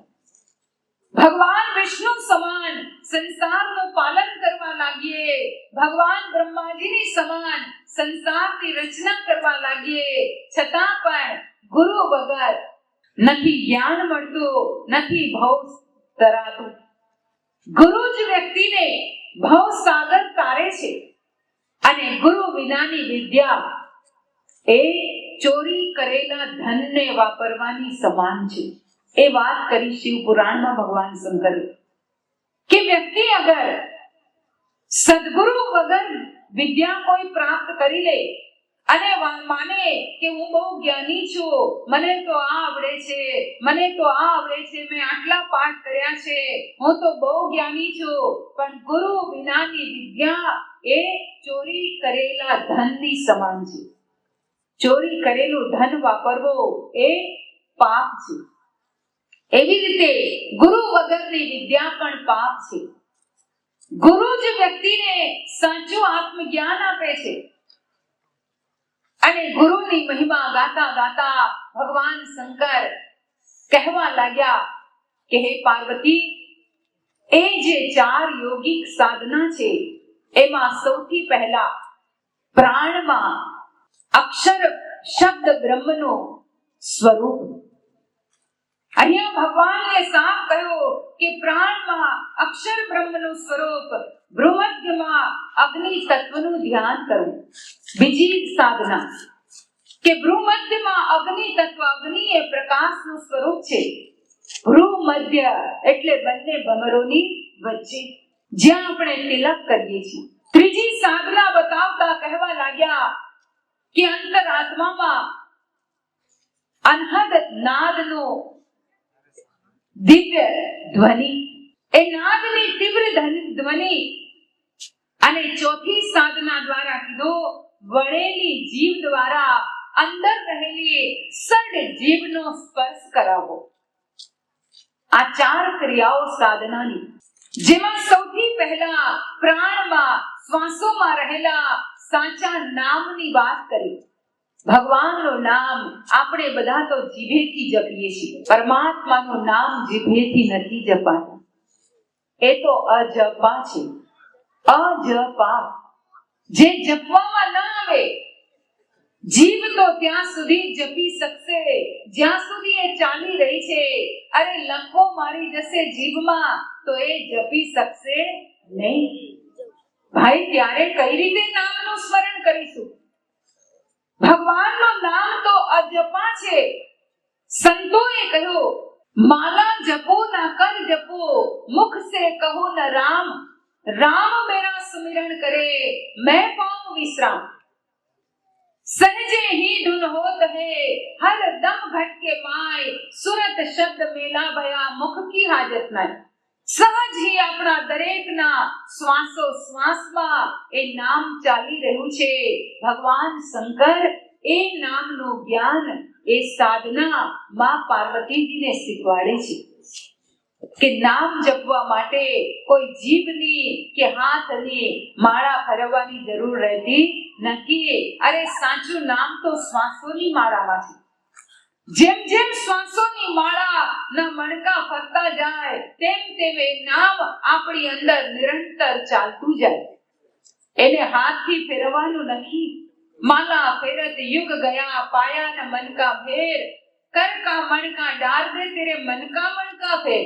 કેટલું બધું આપણે જાણીએ છીએ પણ છતાં વિચાર કરતા નથી કે મનની માળા, એ શ્વાસોની માળા કઈ છે.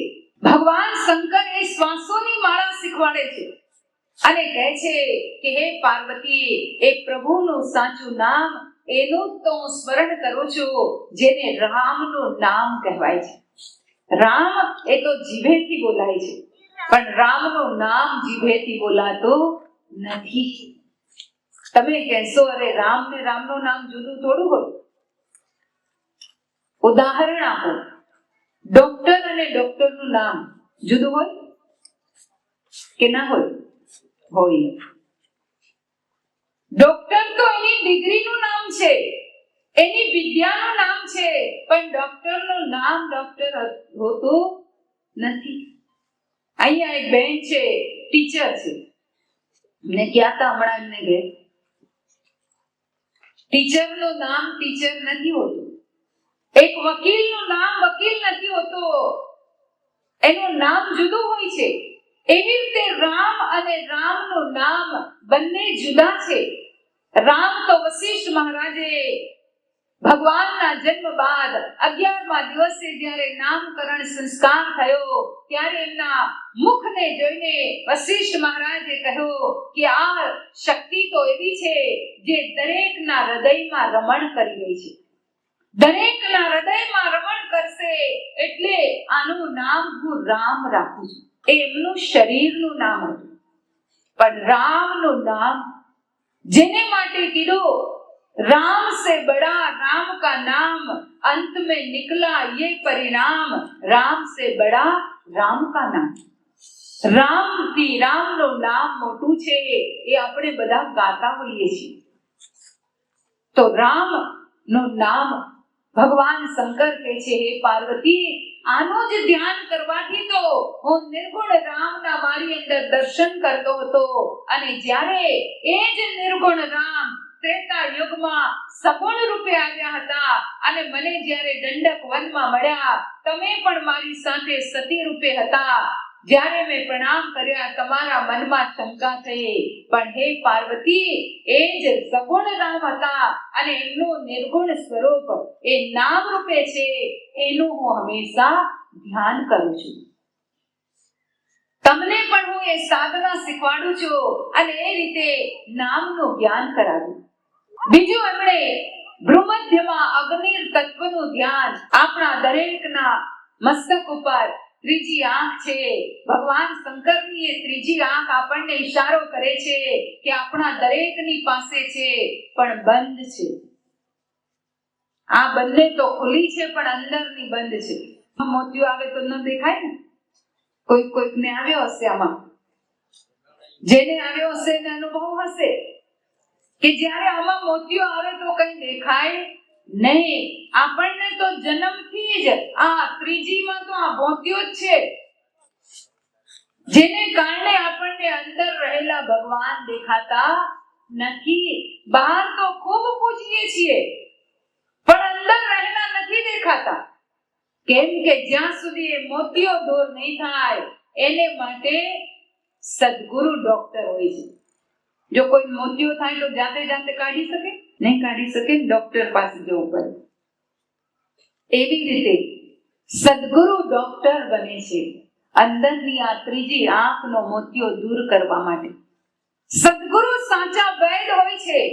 તુલસીદાસજી કહે છે સદગુરુ વૈદ વચન વિશ્વાસા. સદગુરુ રૂપી વૈદ, સદગુરુ રૂપી ડોક્ટર આપણી ત્રીજી આંખમાં રહેલો મોતિયો દૂર કરે છે. શેના દ્વારા? તો જ્ઞાનનો અંજન આંજીને. જ્ઞાનંજન સદગુરુ દિયા, અજ્ઞાન અંધેર વિનાશ. જ્ઞાનનો અંજન, જ્ઞાનનો આંજણ લગાવે છે અને એ આંજણથી આપણા ત્રીજી આંખનો મોતિયો દૂર કરે છે. અને જેવો એ મોતિયો દૂર થાય છે તો અગ્નિ સમાન પ્રકાશ, એવો અખંડ ઝળહળ પ્રકાશ ઝળહળવા લાગે છે આપણી અંદર. એ પ્રકાશને જોઈને તો ભગવાન શ્રી કૃષ્ણને અર્જુન કહે છે કે હે કૃષ્ણ પરમાત્મા, તમારો જે આ રૂપ મેં જોયો, દિવી સૂર્ય સહસ્રસ્ય ભવેદ્યુપદુત્થિતા યદિ ભાસદૃશી સા સ્યાદ ભાસસ્તસ્ય મહાત્મના. હે કૃષ્ણ પરમાત્મા, આપનો જે આ સ્વરૂપ મેં જોયો, હજારો સૂર્ય એક સાથે ઉદય થઈ જાય છતાં પણ આવો પ્રકાશ, આવી રોશની, આવી જ્યોતિ ઉત્પન્ન થઈ શકે નહીં. એક સૂર્ય ઉગે કેટલું અજવાળું થઈ જાય. અહીંયા અર્જુને હજારો સૂર્ય એક સાથે ઉગે એટલું અજવાળું પોતાની અંદર જોયું. કઈ રીતે? તો એ ત્રીજી આંખનો મોતિયો જ્યારે દૂર થયો ત્યારે. આજે ગીતા તો આપણે બહુ વાંચીએ છીએ પણ ભગવાન શ્રી કૃષ્ણ કહે છે કે જ્યાં સુધી એ ત્રીજી આંખ ખુલતી નથી, ન તો મામ શક્યસે દ્રષ્ટો મને નેવ સ્વચક્ષુષા દિવ્યમ દદામી તે ચક્ષુ પશ્યમે યોગમેશ્વરમ. હે અર્જુન, તું મને આ આંખ ચર્મ ચક્ષુથી નહીં જોઈ શકે, હું તને દિવ્ય ચક્ષુ આપું છું જેના દ્વારા પશ્યમે યોગમેશ્વર, તું મારા યોગેશ્વર સ્વરૂપના દર્શન કરીશ. યોગેશ્વર પરમાત્મા આ બે આંખોથી દેખાતા નથી. એ તો ત્રીજી આંખનો મોતિયો એ પણ કોઈ જ્ઞાની સદગુરુ દ્વારા દૂર થાય ત્યારે દેખાય. એ સમયે અર્જુન સ્વામી જ્ઞાની સદગુરુ કૃષ્ણ પરમાત્મા હતા. આજે આ કલયુગમાં એવા જ કૃષ્ણ પરમાત્મા સમાન સદગુરુની ખોજ કરવી પડે તો આપણી ત્રીજી આંખનો મોતિયો એ દૂર કરે અને ત્યારે અંદર રહેલી અગ્નિ સમાન એ જ્યોતના દર્શન થાય. ત્યારબાદ નાદ બ્રહ્મ, અનહદ નાદની એ તીવ્ર ધ્વનિ, જે ત્રીજી સાધના બતાવીએ. હકીકતમાં આ ચાર સાધનાઓ જ આપણને સંસારની પ્રકૃતિની અનેકો ચાર વસ્તુઓથી જોડે છે. યુગ બન્યા તો ચાર, વેદ છે તો ચાર, દિશાઓ ચાર, ખોણા ચાર. હમણાં પહેલું મંગળ્યું, એમાંય ચાર મંગળ. ફેરા ફરીએ તો ચાર, મુક્તિ તો ચાર, વાણી તો ચાર. દરેક વસ્તુ ચારથી જોડાયેલી છે. અહીંયા મંદિરમાં આપણે પ્રવેશ કરીએ, ચાર ક્રિયાઓ જ મેઇન છે. એમાં સૌથી પહેલા ઘંટ બગાડીએ, અંદર જઈને દીવો કરીએ, પછી આરતી કરીએ અને ચોથું આપણે ચરણામૃત લઈએ. આ ચાર ક્રિયાઓ મંદિરમાં જઈને થતી હોય છે. ભગવાન વિષ્ણુના ચાર હાથ છે. 5 નહીં, 6 નહીં, 2 નહીં, 3 નહીં, 10 નહીં, 4 જ છે. એ દરેક પ્રકૃતિની એવી વસ્તુઓ જે ચારથી જોડાયેલી છે પહેલાના જમાનામાં ઋષિ મુનિ લોકો વિવાહ કરાવતા 4 મંગળ, દરેક મંગળે દરેક ફેરે પંડિતજી આત્માનું જ્ઞાન આપતા. વર અને વધુને આત્મારૂપી વધુ અને પરમાત્મા રૂપી વરને એ આત્મજ્ઞાનની એક એક ક્રિયાથી જોડતા અને એ ક્રિયાઓ સાથે જોડીને એમને વચનબદ્ધ કરતા કે હંમેશા વધુને આત્મા રૂપે અને વરને પરમાત્મા રૂપે રહીને હંમેશા એક તાર થઈ જોડાવાનું છે. એટલે તો ગઠબંધન પણ એક દ્રઢ વચનને માટે ચોખા. એ પાંચેય વસ્તુઓ જે આત્મા અને પરમાત્માને વચનબદ્ધ કરવા માટે સમાયેલી રહી છે કે ભાઈ હંમેશા જો સિક્કો છે ધનની નું પ્રતીક છે કે જે પણ કઈ ધન કમાઈશું આપણે બંને એક સાથે એકબીજાની સંમતિથી વાપરીશું. પણ હવે બધું બદલાઈ ગયું અને ખબર પડી ને નોટબંધી વખતે ભાઈઓને ખબર પડી હશે કઈ સંમતિ લીધા વગર બહેનોએ ક્યાંક તો ખાંડના ડબ્બામાં તો ક્યાંક ચાની ભૂક્કીના ડબ્બામાં છુપાવી હતી ને. એ નોટબંધીના વખતે ખબર પડી. પણ વચન આપ્યું હતું કે સંમતિથી વાપરીશું. હળદરની ગાંઠ એ સ્વાસ્થ્યનું પ્રતીક છે કે બંનેમાંથી કોઈના પણ સ્વાસ્થ્યને કોઈ હાનિ થઈ, એક બંનેના પરિવારમાં કોઈના સ્વાસ્થ્યને હાનિ થઈ, એકબીજાની મદદની જરૂર પડી તો હંમેશા બંને એકબીજા ખભેથી ખભે મિલાવીને ઉભા રહીશું એકબીજાની મદદ માટે. પુષ્પ એ સુગંધનું પ્રતીક છે કે આપણે બંને ગૃહસ્થ જીવન એવું જીવીશું કે હંમેશા આપણા જીવનથી અનેક આજુબાજુ આપણે સુગંધ ફેલાવી. દૂબ ઘાસ દુર્વા કહેવાય છે ક્યારેય કરમાતી નથી. આપણે પણ એવી રીતે જીવન જીવીશું કે ભલે ગમે તેટલી કોઈ મુસીબતો આવે, સંકટ આવે, પણ ક્યારેય આપણે મુરઝાઈશું નહીં, કરમાઈશું નહીં. પરીક્ષાઓ અનેકો આવશે પણ હંમેશા દૂબ ઘાસની જેમ તાજી જ રહીશું, કરમાઈશું નહીં. અને અંતે એકદમ છેલ્લે અક્ષત મૂકવામાં આવે છે. એમાં અક્ષત જે છે એ છે આત્માના જ્ઞાનનું પ્રતીક.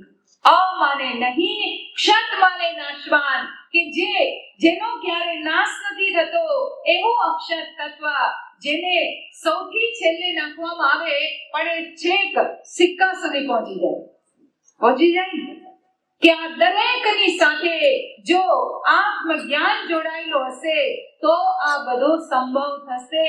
તો આપણે આ વચનથી દ્રઢ પાલન કરીશું. અને એટલે આત્માનું જ્ઞાન કરાવાતું. વિવાહ એક આત્મ સંબંધી સંસ્કાર છે પણ આપણે તો આજે એને કેવળ મનોરંજનનું સાધન બનાવ્યો, કેવળ દેખાદેખી. અને આજકાલ તો એટલી વધારે દેખાદેખી. કોરોનામાં બધા એટલા પેલા થઈ ગયા હતા ને 20 માણસમાં કે 10 માણસમાં લગ્ન કરવાના, તો હવે એનું સાટું વાળીએ છીએ આપણે. હવે તો એટલું બધું લાંબુ થઈ ગયું અને એટલા પૈસા પાણીની જેમ વેરતા હોઈએ છીએ પણ અસલમાં એ આત્મ સંબંધી સંસ્કાર છે. એ 4 ક્રિયાઓ આપણને સત્ય સાથે જોડે છે. મંદિરમાં જઈએ, અહીંયા મંદિરમાં પણ તમે જોયું હશે, હકીકતમાં શિવજીના મંદિરમાં 10 પગથિયા હોય. એ આપણને ઈશારો કરે છે કે આ 10 ઇન્દ્રિયો રૂપી જે મંદિર છે પહેલા તો આને પાર કરવાની છે. ઇન્દ્રિય રૂપી 10 પગથિયા એને આપણે ચડવાના છે. એને ચડીએ પછી આવે નંદી. પગથિયા ચડીએ પછી નંદી આવે ને, અહીંયા છે ને પોટિયો. કોઈને પૂછીએ શું કામ રાખવામાં આવે તો વધારે પડતા બધા એવો જવાબ આપે કે ભગવાન શંકરનું વાહન છે એટલે રાખવામાં આવે. વાહન તો છે જ એટલે પૂજાય, પણ એની સાથે સાથે પોઠિયો એ આપણા મનનું પ્રતીક છે. 10 ઇન્દ્રિયો અને 11મો આપણો મન. આ મન જ તો આપણને હંમેશા ભટકાવે છે. મનને કારણે તો આપણે ભટકતા રહીએ છીએ. અને મન ભટકે છે કેમ? તો આ 10 ઇન્દ્રિયો રૂપી સીડીઓને કારણે આંખે કંઈક સારું જોયું એટલે સીધા મનને સંદેશ મોકલે અને મન પછી એને મેળવવા લાગી જાય. અને એમાં જો ન મળે તો પછી ક્રોધ આવે, ગુસ્સો આવે ને, આડું અવડું ગમે તે કરી નાખીએ, આમ હાથ મારીએ, આમ પગ પછાડીએ. કાને કંઈક એવું સારું સાંભળ્યું, સીધો સંદેશ પહોંચી ગયો મન પાસે. અને જીવે કંઈક એવો ખાધું. મેં તો આ 3 જ છે, આંખ, કાન અને આ જીભ. આ 3 જ બહુ ભયંકર છે, એટલે તો એને જ બંધ કરવાના હોય. આ જે 3 એવા ભયંકર છે. આ જીભને તો બધું ચટાકા વાળું જોઈએ ને, લાઈવ. અને આખા લગન 3 દિવસના 4 દિવસના થાય, લગન કઈ યાદ ન રહે, એ જ યાદ રહે. બધા કબૂલ કરે છે. આ જીભ બહુ ખરાબ છે, સૌથી ખરાબ. સૌથી પહેલા તો આને જ કંટ્રોલ કરવાની જરૂર છે. જો આને કંટ્રોલ કરી દીધી તો અડધી આપણી ચિંતા મટી. પણ આજ આપણાથી કંટ્રોલ ન થતી, બહુ ચટાકા. સુરતમાં તો મેં જોયું, જગ્યાએ બોર્ડ માર્યા હોય, લોચો મળશે, ગોટાળો મળશે. કીધું આ લોચો. પહેલા હું આવી ગયા વર્ષે તો હું વિચાર કરું, લોચો, ગોટાળો. ભાઈ લોચો ખાઈને પછી શું થાય? લોચા થાય ને, બધા લોચા જ મારીએ આપણે. ગોટાળા ખાઈએ પછી ગોટાળા કરે. હવે આ જીભથી લોચાનો ગોટાળા ખાશો તો અંદર પછી લોચાનો ગોટાળા થશે. તો આ 3 જો કંટ્રોલ થઈ જાય તો મન પણ થોડુંક સ્થિર થાય. આ નંદી પોઠીઓ આપણને શીખવાડે છે, આપણને યાદ દેવડાવે છે કે ભાઈ તમારું મન પણ વકરેલું છે, ફેલાયેલું છે. જેમ પોઠિયાનું શરીર. ગઈકાલે પણ નંદી પરમ દિવસે પધાર્યા હતા ને, પહેલા દિવસે શિવ મહાપુરાણ શરૂ કરવાના દિવસે સૌથી પહેલા તો ભગવાન શંકરે પોતે પોતાનો અભિષેક કર્યો ને, યાદ છે? વરસાદ આવ્યો. ભગવાન શંકર કે ભાઈ મને બેસાડે છે તો પહેલા હું મારો અભિષેક તો કરી લઉં. તો ભગવાન શંકરે ખૂબ દિલ ખોલીને પોતાનો અભિષેક કર્યો. અને પછી જ્યારે શરૂ થયો પુરાણ, એટલે નંદી પ્રગટ થયા અહીંયા. એ તો આપણે એવા કે ઓળખી નહીં શક્યા, બગાડી દીધા. બહુ ઓછા ઓળખે. આ જે અંદર બેઠેલા પોઠિયા, અંદર બેઠેલા નંદી, એ આપણને ઈશારો કરે છે કે આપણો પણ મન આવો જ ચંચળ છે. હવે એ મનને કરવાનું શું છે? અને એ 10 ઇન્દ્રિયો સીડીઓને કરવાનું શું છે? તો નંદીની આગળ કાચબો રાખ્યો છે. ભાઈ નંદી તો શંકર ભગવાનનું વાહન. હવે કાચબો શા માટે રાખ્યો? એ કોનું વાહન નથી ને? એ કાચબો આપણને યાદ દેવડાવે છે.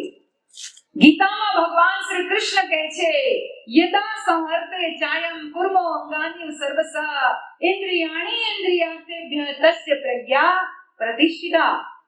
જ્યારે અર્જુને પૂછ્યું કે હે કૃષ્ણ, કોની પ્રજ્ઞા પ્રતિષ્ઠિત થઈ કહેવાય, ત્યારે ભગવાને એક ઉદાહરણ કાચબાનું આપ્યું કે યદા સંહર્તે ચાયમ કુર્મો અંગાની સર્વસ. કુર્મ કહેવાય સંસ્કૃતમાં, કુર્મ એટલે કાચબો. જેમ કાચબો પોતાના અંગોને અંદર સમેટી લે, એવી રીતે જીવ જ્યારે પોતાની ઇન્દ્રિયો અને મન અંદર સમેટે ત્યારે જ એ શિવ સુધી પહોંચે. કાચબા પછી શિવજી આવે ને, શિવલિંગ. જો જીવ કાચબાની જેમ 10 ઇન્દ્રિયો અને 11માં મનને અંદર સમેટીને આગળ વધે ત્યારે એને શિવના દર્શન જરૂર પ્રાપ્ત થાય. આપણે તો અહીંયા બહાર હોટિયાના અને કાચબાના દર્શન કરી લીધા, શિવજીને એક લોટી જળ ચડાવી દીધો. આપણે વિચાર કરીએ આપણે બહુ મોટા શિવના ભગત, પણ નહીં. સાચો શિવનો ભગત અંદર રહેલા શિવ અને એની ચોથી સાધના છે. 3 સાધના બતાવી નાદની, કે નાદ બ્રહ્મ આપણી અંદર, અને ભગવાન શંકરનું જે ડમરું છે આપણને એ જ ઈશારો કરે છે. ડમરુનો જે નાદ હોય છે એ બ્રહ્માંડના નાદની સાથે જોડવામાં આવે છે. તમે બીજા બધા વાજિંત્ર વગાડો પણ ડમરુનો નાદ એકદમ જુદો હોય, એકદમ ખડખડ ખડખડ, જાણે આખો બ્રહ્માંડ ગાજતું હોય એવો અવાજ આવે. એ ડમરુનો અવાજ આપણને ભગવાન શંકર અંતર જગતમાં થઈ રહેલા અનહદ નાદ પ્રત્યે જોડે છે. અને શિવ પુરાણમાં અનહદ નાદનું બહુ સુંદર વર્ણન છે કે જેને बिना बजाए निस्दिन बाजे, घंटा शंख नगारी रे, बहरा सुन सुन मस्त होत है, तन की खबर विसारी. કે વગર વગાડીએ વ્યક્તિ એ નાદને સાંભળી શકે. અને કોણ? તો કે બહેરા સુન સુન મસ્ત હોતે, બહેરો પણ એને સાંભળી શકે. આ નાદ, આમાંથી થઈ રહેલા નાદ એને બહેરો ન સાંભળી શકે.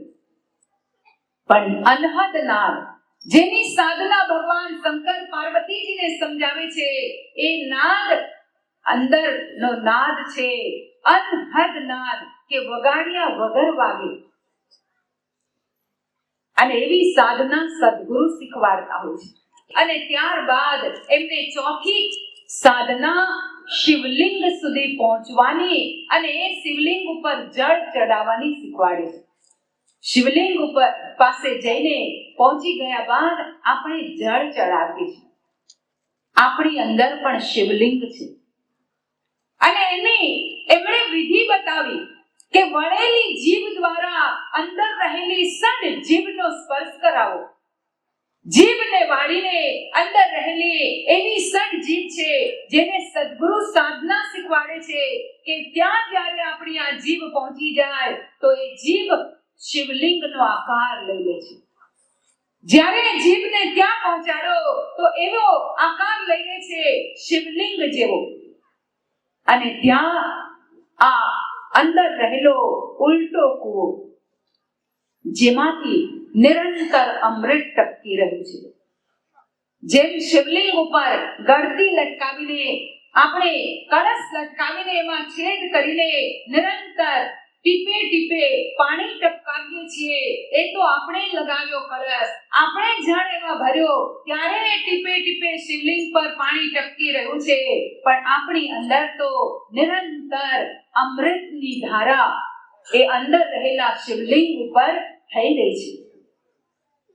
એ શિવલિંગ ઉપર આ બહારના પાણીની જરૂર નથી.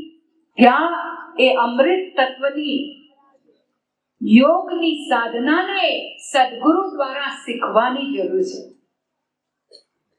જેના દ્વારા આપણી આ જીભ છે ક્યારેય સુકાતી નથી. અને સુકાઈ જાય તો રામ બોલો ભાઈ, રામ. આ જીભ ક્યારેય સુકાતી નથી. જન્મ્યાથી લઈને મૃત્યુ સુધી આ પાણીમાં જ રહે છે, પણ છતાં સડતી પણ નથી. તમે હાથને રાખો 24 કલાક પાણીમાં, છાલા પડી જાય ને, ચામડી નીકળવા લાગે. શરીરના કોઈ પણ અંગને જો તમે 2 દિવસ 4 દિવસ પાણીમાં રાખો તો એ સડવા લાગે, એ ચામડી નીકળવા લાગે. પણ આ જીભ જન્મ્યાથી લઈને મૃત્યુ સુધી પાણીમાં રહેશે પણ સડતી નથી. કેમ કે સાધારણ પાણી નથી, એ અમૃત છે. અંદર અમૃત નિરંતર આપણી અંદર ટપકી જ રહ્યું છે, પણ આપણને એની પીવાની સાધના ખબર નથી. એટલે આપણે બહાર શિવલિંગ ઉપર જળ ચડાવીને વિચાર કરીએ છીએ કે ભાઈ આપણે તો શિવલિંગને જળ ચડાવ્યું.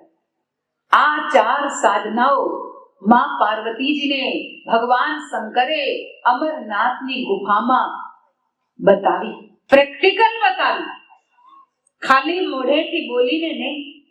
અત્યારે હું તો તમને મોઢેથી બોલીને બતાવું છું. જો તમે એને જાણવા ઈચ્છો તો એનું જ્ઞાન પણ કરાવી શકીએ છીએ શ્રી ગુરુ મહારાજના ચરણ કમલોની કૃપાથી. અહીંયા જે સદગુરુદેવ શ્રી સતપાલજી મહારાજનો ફોટો છે, એમની કૃપાથી અમે એ ચારેય યોગની સાધનાઓને પોતાની અંદર અનુભવી છે. પ્રાણોમાં એ શબ્દ બ્રહ્મનું સ્વરૂપ, ભ્રુમધ્યમાં બંને ભમરોની વચ્ચે અગ્નિ તત્વનું ધ્યાન, અનહદ નાદનો એ અખંડ અવાજ અને અંદર રહેલા અમૃતનું પાન, આ ચારેય ક્રિયાઓ ગુરુ મહારાજજીએ અમને બતાવી. અમે જ્યારે એનું ધ્યાન કર્યો તો એ ધ્યાન બાદ અમને એમ થયો કે જેને અમે જાણ્યું છે એને દુનિયા સુધી પણ અમે પહોંચાડીએ. અને એટલે ગુરુ મહારાજની કૃપાથી આ ભગવા વેશ ધારણ કર્યા કે જેના કારણે ગુરુ મહારાજજી અમને એ સંદેશ આપ્યો કે જે તમે જાણ્યું છે એને તમે દુનિયામાં પણ બતાવો.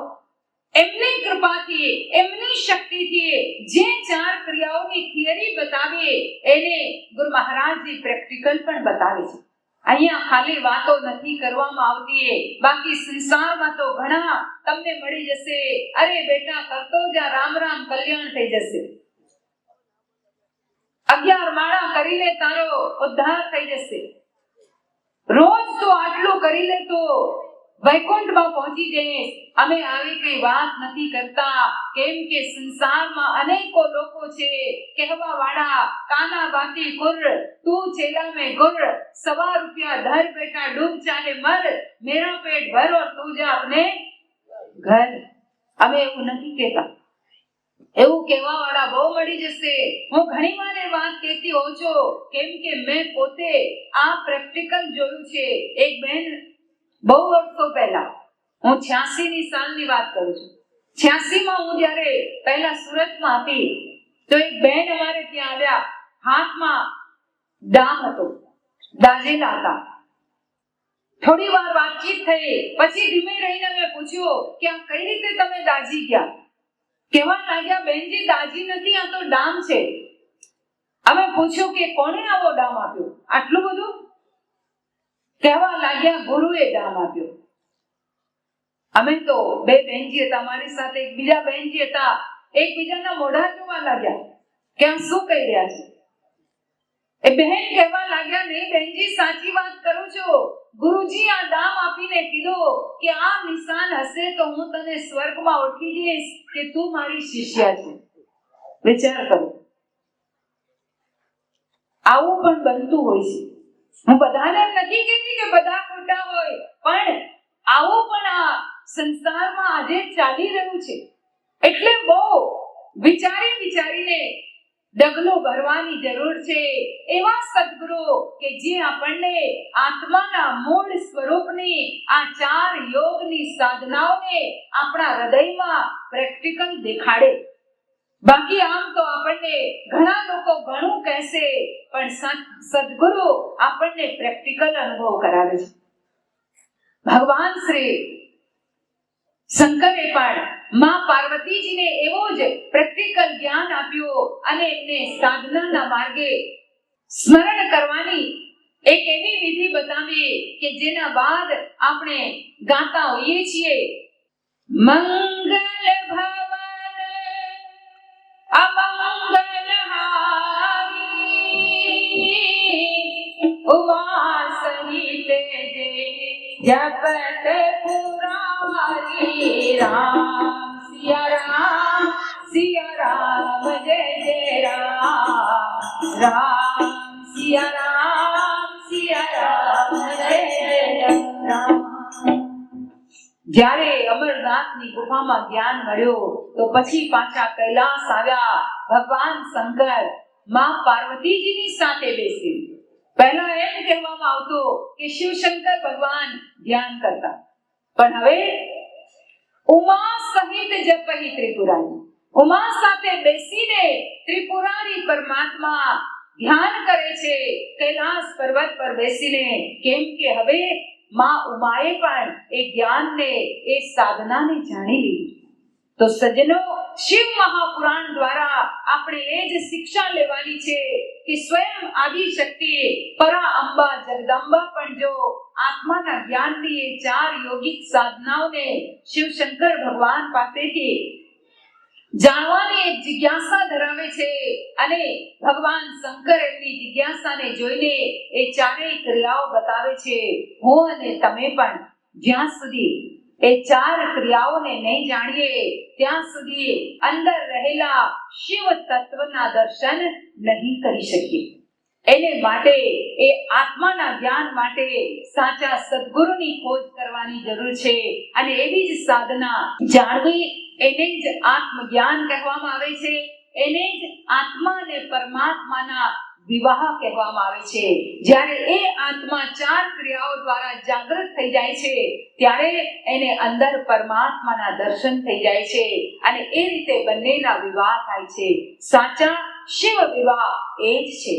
અને એવા આપણે પણ આપણા જીવનમાં સદ્ગુરુને ખોજ કરીને એવા સાચા શિવ વિવાહને આપણા અંતરાત્મામાં કરીએ કે જેના દ્વારા આપણું આ જીવન સફળ થાય. નહીં તો ભાઈ આપણે જ આપણા પોતાના આત્માના શત્રુ બનીને રહેશું. ભગવાન કૃષ્ણ કહે છે, જે વ્યક્તિ પોતાના આત્માને નથી ઓળખતો એ આત્માનો શત્રુ છે અને જે આત્માને ઓળખે છે એ જ આત્માનો પરમ મિત્ર છે.